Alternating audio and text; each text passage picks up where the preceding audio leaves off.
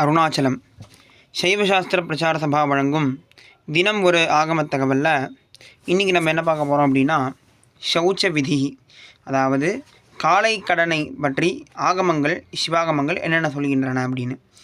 எல்லாருமே யோசிக்கலாம், என்னடா அது காலைல எந்திரிக்கிறது எப்படின்னு சொன்னோம், பல் தேய்க்கிறது எப்படின்னு சொன்னோம், காலை கடனை பற்றியும் கூட ஆகமத்தில் சொல்லியிருக்கா அப்படின்னா, உலகத்துக்கே தாயான பரமேஸ்வரர் ஒரு அம்மா எப்படி தன்னுடைய குழந்தைங்களுக்கு ஒன்றுத்தையும் பார்த்து பார்த்து சொல்லி தருவாளோ, அதுபோல் காலைக்கரணை எந்தெந்த இடத்துல கழிக்கணும், அதை அதாவது உடம்புக்கு சுத்தியாக உடம்பை நம்ம எப்படி சுத்தமாக பாதுகாப்பாக வச்சுக்கணும்னு சொல்லிட்டு ஆகமங்களில் சுவாமி பல விஷயம் சொல்லியிருக்காரு.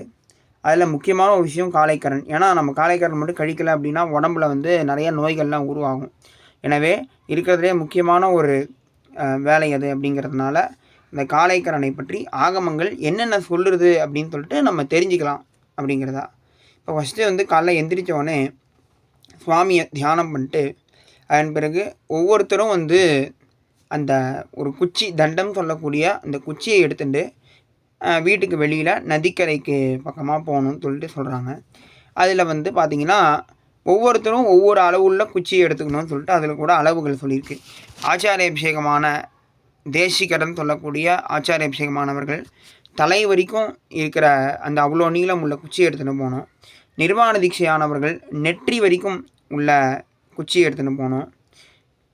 கண் வரைக்கும், அதாவது புருவாந்தரம் புத்திரகசிய அப்படின்னு சொல்கிறாங்க, அதாவது கண் வரைக்கும் இருக்கக்கூடிய அந்த அளவுள்ள குச்சியை எடுத்துகிட்டு போனோம். அதே மாதிரி பார்த்திங்கன்னா சமய தீட்சை மட்டும் பெற்றவர்கள் மூக்கு வரைக்கும் உள்ள தண்டத்தை எடுத்துக்கொண்டு செல்ல வேண்டும். சரி, வேறு என்னென்னலாம் எடுத்துகிட்டு போனோம்? அதாவது அந்த காலத்தில் ஸ்நானம் எல்லாத்துமே வெளியில் தான் போய் காலைக்கரணை கழிப்பா. எனவே அந்த காலத்தில் எல்லாம் வெளில போகும்போதே இந்தந்த வஸ்துக்கள்லாம் எடுத்துகிட்டு போயிட்டு காலைக்கரணை கழிச்சிட்டு பல் தேய்ச்சிட்டு அப்படியே ஸ்நானம் பண்ணிட்டு அப்படி தான் ஆற்றுக்கு வருவாள். அப்படிங்கிற ஒரு விஷயம் இருக்கிறதுனால ஃபஸ்ட்டு எந்திரிச்சு போகும்போதே இவ்வளோ விஷயங்கள் நீங்கள் எடுத்துகிட்டு போகணும்னு சொல்லிட்டு ஒரு லிஸ்ட்டு கொடுக்குறாங்க. என்னென்ன உத்தாய்ச்ச பகிர்கத்வா தண்டஹஸ்த கமண்டலுகுன்னு சொல்லிட்டு அந்த ஸ்லோகம் கீழே ஒரு மாதிரி சொல்லுது.